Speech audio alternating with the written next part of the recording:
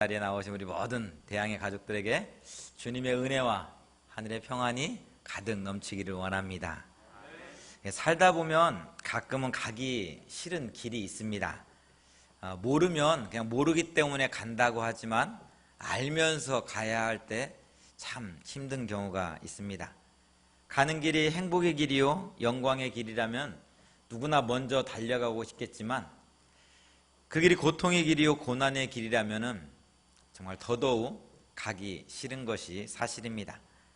목사님께서 전해주신 북한에 있는 기독교인들의 삶을 여러분들은 들어보셨을 것입니다. 예수를 믿는 것으로 인해서 차별을 받고 핍박을 받으면서도 남들은 어떻게 해서든지 피하려고 하는 그 수용소에 자진해서 나 예수 믿는 사람이요, 나 데려가시오, 자진해서 들어가는 사람이 있다라는 것입니다. 그러니까 그 이유가 뭘까 궁금했는데 그 이유는 이렇습니다. 예수 믿다가 수용소에 끌려간 이들을 하나님의 말씀으로 위로하기 위해서, 또 그 자리에서 하나님을 모르는 사람들에게 주의 복음을 전하기 위해서 스스로 그 수용소의 길로 자리로 나아간다라는 사실입니다. 바울이 예루살렘으로 향할 때 성령의 감동을 받은 제자들은 예루살렘으로 가지 말 것을 정말 당부했습니다. 특별히 아가보라는 선지자는 바울의 허리띠를 가지고 와서 자기를 동여매면서 예언하기를 이 띠의 주인이, 그러니까 바울이 예루살렘으로 가면은 유대인들의 손에 넘겨질 것입니다. 붙잡힐 것입니다. 그러니까 가면 안 됩니다. 라고 예언까지 합니다. 그러나 이들의 만류에도 불구하고 바울은 예루살렘으로 나아갑니다. 나는 주 예수의 이름을 위하여 결박당할 뿐 아니라 예루살렘에서 죽을 것도 각오하였다라는 그런 고백과 함께 말입니다. 이 고백은 밀레노에서 에베소 장로들에게 전하는 마지막 고별 설교에서도 등장하는 말씀이기도 합니다. 사도행전 20장 24절의 말씀입니다. 나의 달려갈 길과 주 예수께 받은 사명 곧 하나님의 은혜의 복음을 증언하는 일을 마치려 하면은 나의 생명조차 조금도 귀한 것으로 여기지 아니하노라. 그렇습니다. 바울이 유대인에서 기독교인으로 개종하였기에, 특별히 기독교인으로 개종하여 놀라운 전도의 역사를 감당하고 있기에 유대인이 보기에는 너무나 정말 싫은 그런 존재일 수밖에 없습니다. 어떻게든지 바울의 입을 막고자 하는 것이 유대인들의 공통된 관심이기도 했습니다. 그러나 이 사실을 누구보다 잘 알고 있으면서 이보다 더 중요한 것은 하나님의 복음을 증언하는 일이라 고백하고 있습니다. 아직 예루살렘에 땅끝까지 주의 복음이 증언되지 않았기에, 전파되지 않았기에 그들이 나를 미워할지라도, 그들이 나를 잡아서 감옥에 가둔다 할지라도 나는 그 길을 가야 하노라고 바울은 고백하고 있는 것입니다. 예수 믿는 것을 고백하고 스스로 잡혀가는 북녘의 형제들이나 예루살렘으로 들어가면 유대인들에게 붙잡힐 것을 알면서도 예루살렘으로 나아가는 바울의 발걸음이나 이들의 한 가지 공통된 관심이 있다면 그것은 내가 잡힐지라도, 내 육신이 가두어질지라도 복음이 증언되는 것이 더 중요하다는 사실입니다. 설령 내가 감옥에 갈지라도 그 자리에서라도 복음이 전파되어질 수 있다면 나는 그 길을 가겠노라 고백하는 것이 북녘의 형제들이 또는 사도 바울의 입술의 고백인 것입니다. 그러나 이러한 바울의 결단과 고백을 이해하지 못하는 사람들이 있습니다. 예수 믿으면 복받고 잘 돼야지 왜 그런 어려운 일을 당해야 합니까? 예수 믿으면 복받는다고 했는데, 예수 믿으면 성공한다고 했는데 왜 당신은 그런 고난을 당하고 있습니까? 라고 질문하는 사람들이 있기 때문에 그렇습니다. 조선족이었던 이 집사님이 계십니다. 처음 예수를 믿게 된 계기가 강 집사님 가정에서 중국어 과외교사로, 개인교사로 이렇게 청빙하면서부터입니다. 이 강 집사님 부부는 참 신실한 정말 크리스찬이었습니다. 그래서 중국에서 넘어온 이 이집사님에게 어떻게든지 복음을 전하고 싶어서 남들보다 더 잘해주고 많은 것을 베풀었습니다. 그래서 교회로 인도했습니다. 그러니까 전도를 한 거죠. 근데 전도를 하고 얼마 지나지 않아서 이 강 집사님의 남편이 갑작스럽게 이게 심장에 무리가 와서 큰 수술을, 그러니까 심장을 개복하고 큰 수술을 하게 되었습니다. 근데 수술을 하고 나서 이 집사님이 시험에 들었어요. 아니 저렇게 열심히 예수 잘 믿는데 예수 믿으면 복 받는다고 하더니 왜 갑자기 뜬금없이 저렇게 큰 수술을 하냐는 거예요. 아, 나 그런 예수 별로 마음에 안 든다고. 그런 예수 좀 아닌 것 같다고. 예수 믿으면 복 받고 잘 돼야지 왜 저렇게 넘어져가지고 큰 수술을 하고 있냐고. 오히려 강 집사님 부부는 그로 인해서 우리 가정이 하나님께로 더 가까이 나아갈 수 있었습니다라고 고백하는데, 아직 믿음이 연약했던 이 집사님은 그 모습을 보고 시험에 든 거예요. 그래서 1년 동안 설명합니다. 하나님의 인도하심에 대해서, 때로는 연단에 대해서, 이 일을 통해서 우리 가정이 얼마나 더 하나님께로 더 나아가게 됐는지에 대해서 설명하고 설명합니다. 그렇게 해서 1년 뒤에 다시금 이 집사님이 교회에서 열심히 신앙생활을 하게 되었습니다. 바울도 그러했습니다. 1차, 2차, 3차 전도여행을 통해서 복음을 전해들은 사람들은 바울이 잡혔다는 소식에 놀라움과 걱정이 가득했습니다. 나는 복음을 위해서 스스로 나아간 길인데 옆에 있는 사람들은 그로 인해서 시험에 들었으니 나의 나아가는 그 길에 대해서 그들에게 이유가 무엇인지 해석해 줄 필요가 있었습니다. 오늘 본문의 말씀도 그렇습니다. 이제 막 복음을 전해들어 신앙이 자라기 시작한 빌립보 교인들에게 바울의 투옥 소식은 안타까움을 넘어서 시험거리였습니다. 나는 복음을 위해서 내 스스로 결단하고 나아간 길이라고 하지만 이 나로 인해서 빌립보 사람들이, 빌립보 교인들이 시험에 들었으니 어떻게든지 그들의 마음을 다시금 돌이켜 세워야 했습니다.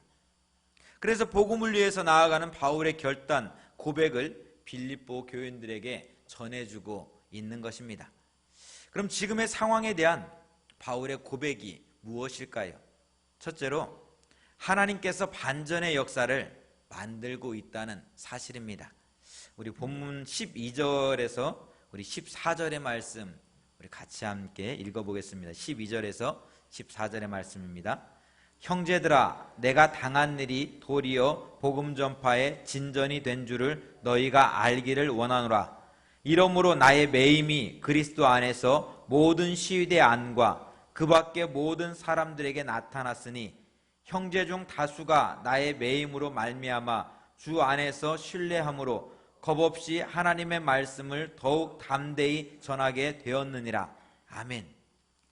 지금 바울이 갇혀있는 장소는 사도행전 28장의 말씀처럼 바울의 새방입니다. 셋집입니다. 그러니까 오늘날로 이야기하자면은 가택연금을 당하고 있는 거죠. 그러다 보니까 이제 바울을 알고 있는 사람들도 왔다 갔다 하고 로마의 관료들도 왔다 갔다 합니다. 또 그 시위대 군사들이 바울을 이렇게 지키고 있습니다. 근데 본문의 말씀처럼 바울에게 왔다 갔다 하는 사람들에게 복음을 전하는 계기가 되었다라는 거예요.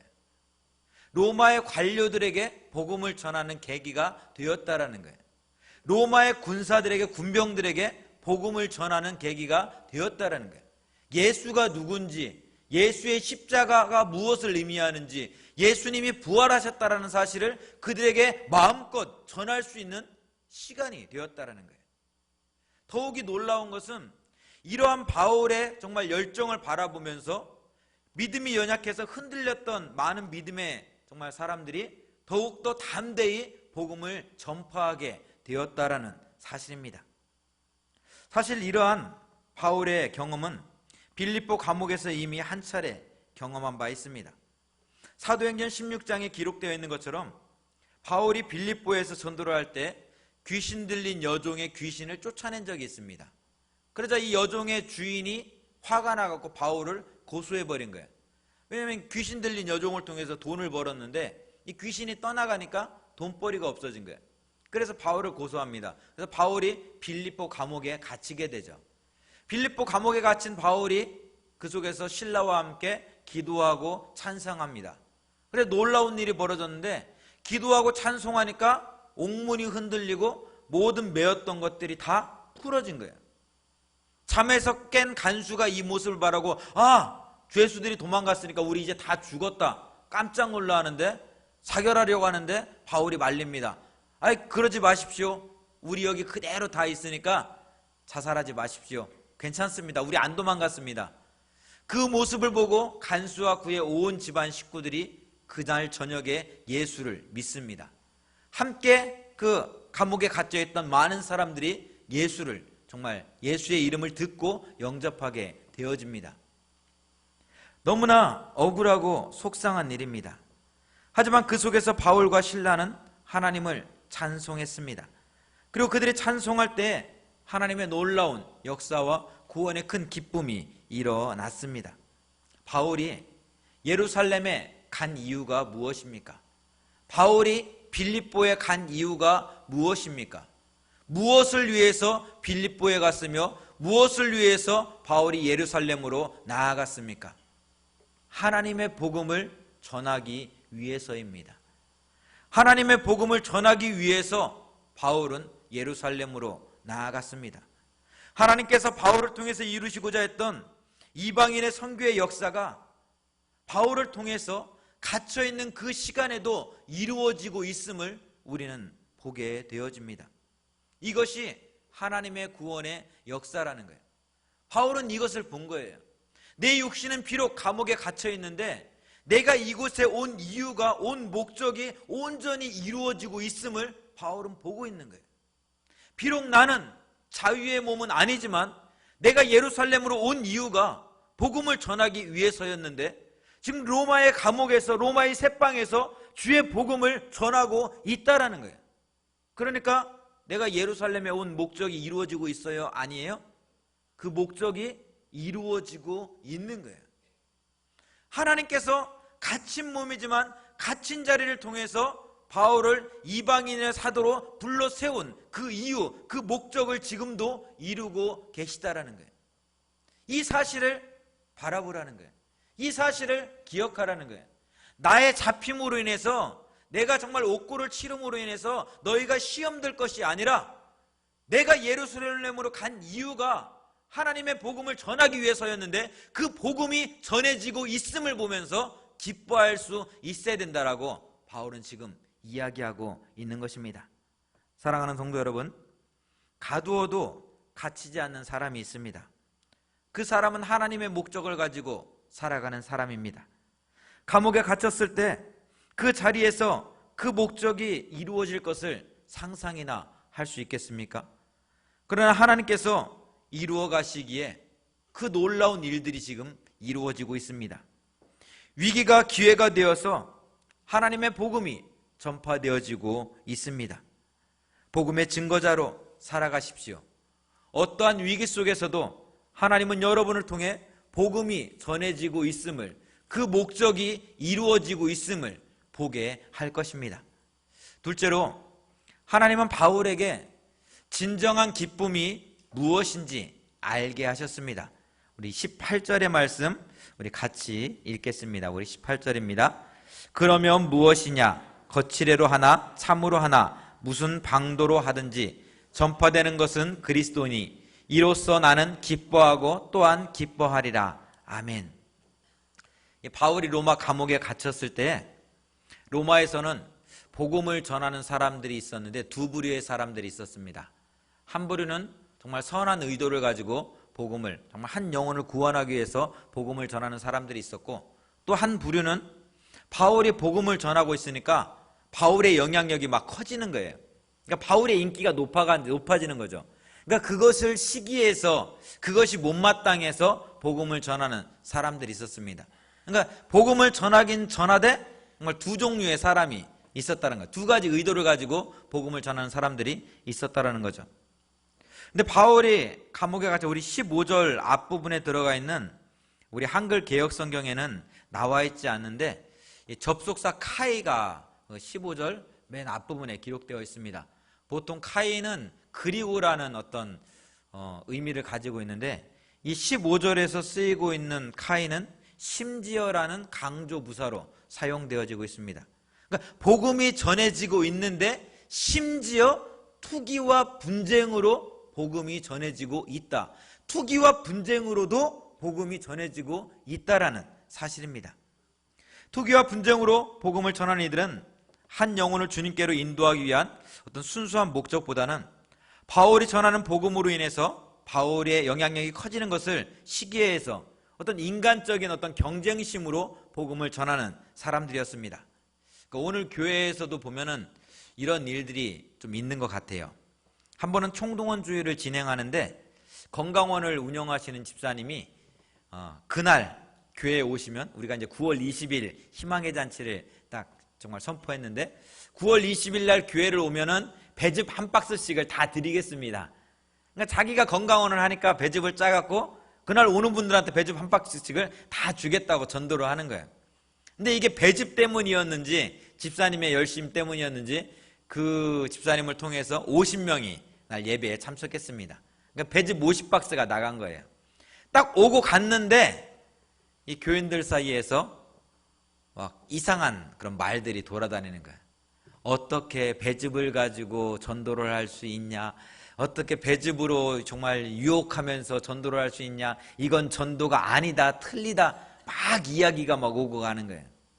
근데 그때 교회에서 총동원주의를 처음 하는 그런 해였습니다. 그래서 교회가 그 목표로 세웠던 것이 500명이 출석하고 있는데 500명을 전도하자. 그래서 어떻게 해서든지 1000명이 함께 예배드리는 날로 만들자 하면서 막 참 열심을 냈어요. 온 교회가 열심을 냈어요. 그러니까 교회가 정한 대로 따지면 이 집사님은 참 열심히 한 거예요. 참 수고한 거예요. 헌신한 거죠. 자기의 그 사비로 배즙 50박스를 딱 다 나눠줬으니까요. 그런데 한 사람의 이름이 조금 높아지니까, 그래서 전도왕 시상도 받고 하니까 그것이 마냥 못마땅한 거야. 그래서 어떻게 그럴 수 있냐, 그러면 안 된다, 저런다, 막 이야기가 오고 가는 겁니다. 그런데 이 모습을 바라보고 있는 바울의 태도는 어떻습니까? 바울에게 괴로움을 줄 목적으로 복음을 전하고 있기에 조금은 괘씸합니다. 어떻게 이 목사가 저럴 수 있지? 좀 화가 날 수 있습니다.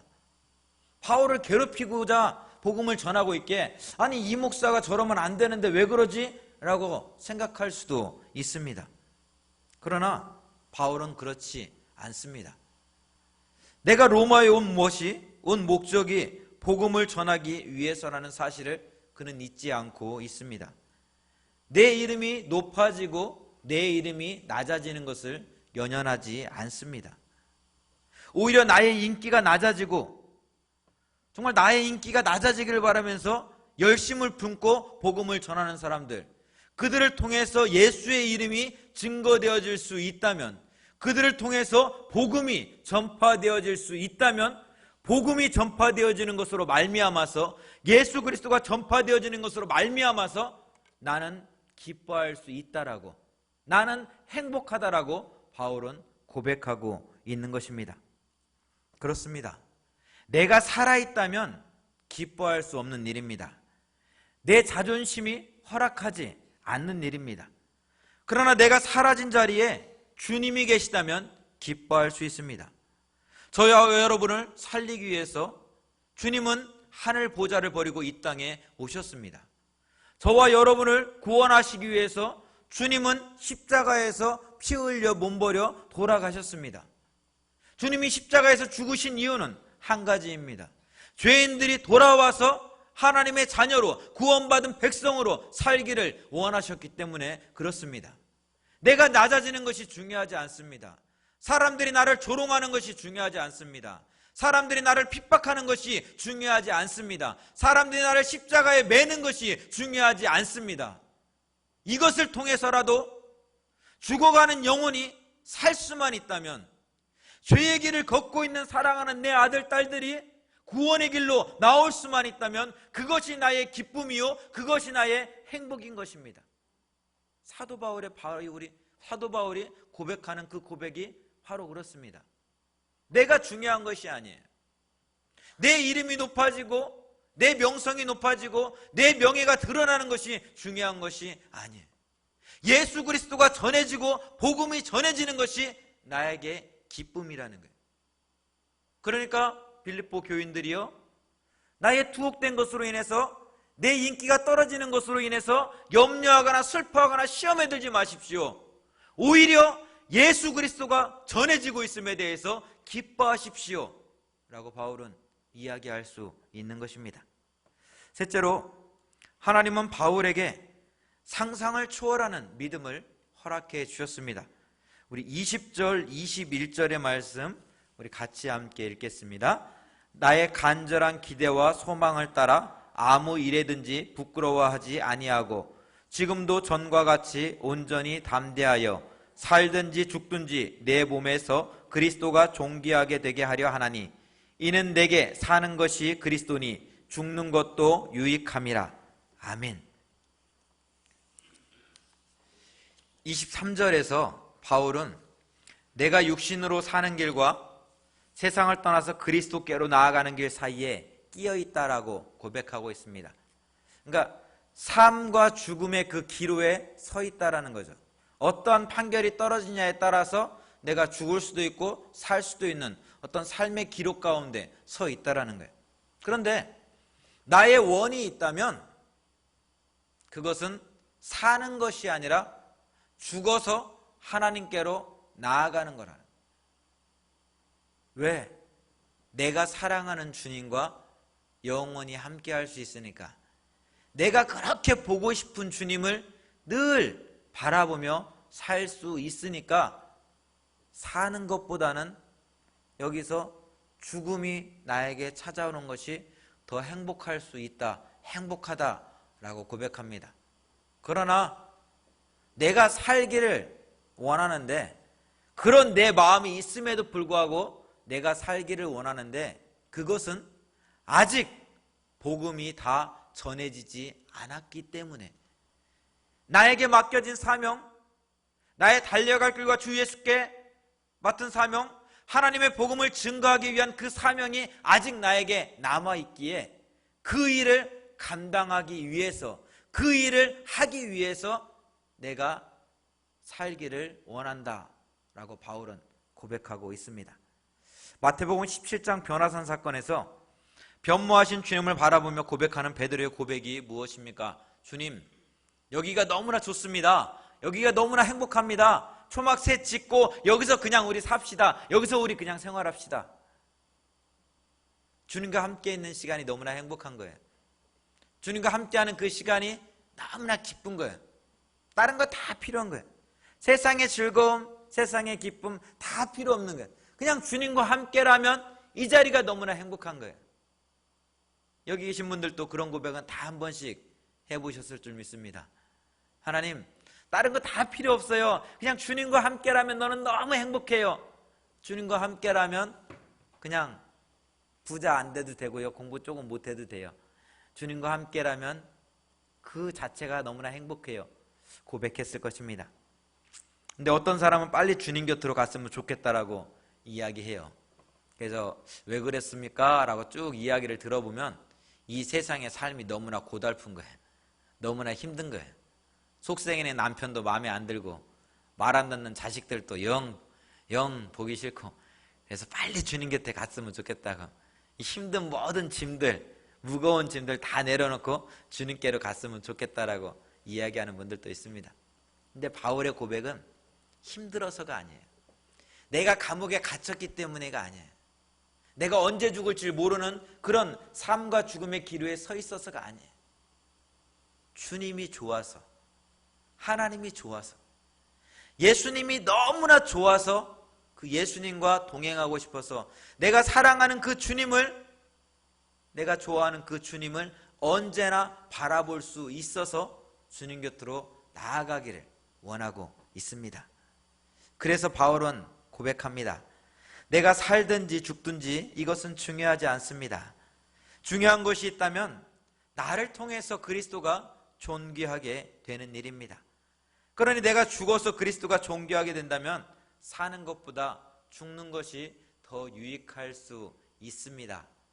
내가 사는 이유는 예수님이 높아지는 것입니다. 예수님이 증거되어지는 것입니다 라고 고백할 수 있는 것입니다.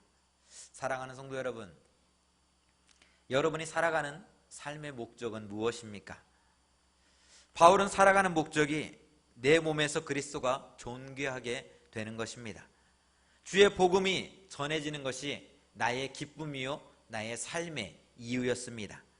내가 어느 자리에 있든지 내 자리에서 복음이 전해질 수만 있다면 그것이 나의 기쁨이요 나의 자랑이라 고백하고 있습니다. 그러했기에 세상은 그를 가둘 수가 없었습니다. 어느 자리에서도 그를 가두어둘 수 없는 자유함 가운데 그는 살아갈 수가 있었습니다. 심지어 죽음조차도 그를 가둘 수가 없었는데 주님과 동행함이 살아서뿐 아니라 죽음 이후에도 언제나 함께하고 있음을 분명히 믿고 확신하였기 때문에 그렇습니다. 우리가 9월 20일 희망의 잔치를 우리가 선포했습니다. 또 태신자를 가슴에 품고 기도하고 있습니다. 이들은 다른 사람이 아닙니다. 나와 함께 믿음 생활했던 우리의 형제요 또 우리의 자매입니다. 나의 남편이기도 하고 때로는 나의 자녀들이기도 합니다. 우리의 부모님들이기도 합니다. 우리의 친구들이기도 합니다. 누구보다도 이들의 신앙이 회복되기를 눈물로 기도하는 사람들이 바로 오늘 예배하고 있는 여러분들입니다. 그렇다면 바울이 로마의 감옥에서도 복음이 전해지고 있음을 기뻐하였듯이 나를 온전히 내려놓고 그들이 주님 전으로 나아오기를 기도해야 되지 않겠습니까? 그들이 주님 전으로 나와서 예수를 나의 구주로 고백할 수만 있다면, 무너졌던 신앙이 다시금 회복되어질 수 있다면 내가 감옥에 갇히는 것조차 괜찮습니다 라고 고백할 수 있는 그 믿음의 고백이 저와 여러분의 고백이 되어야 되지 않을까요? 오늘 헌신을 다짐하는 팔남선교 회원 여러분, 여러분의 삶의 목적이 무엇입니까? 영원히 변치 않는 복음이, 예수님과 동행하는 그 삶이 여러분의 삶의 목적이 되기를 원합니다. 그래서 세상은 여러분을 물질로, 때로는 명예로, 건강으로 구속하고 가두려 할지 모릅니다. 그러나 내 삶의 목적이 예수 그리스도이기에, 예수 그리스도의 기쁨이기에, 정말 복음으로 인해서, 예수님으로 인해서 언제나 자유할 수 있는, 기뻐할 수 있는 삶을 살게 될 줄 믿습니다. 그러한 믿음의 사람들이 되기를 주님의 이름으로 축원드립니다. 하나님 감사합니다. 귀하고 복된 예배의 자리로 저희들을 불러주시고 오늘 또 하나님을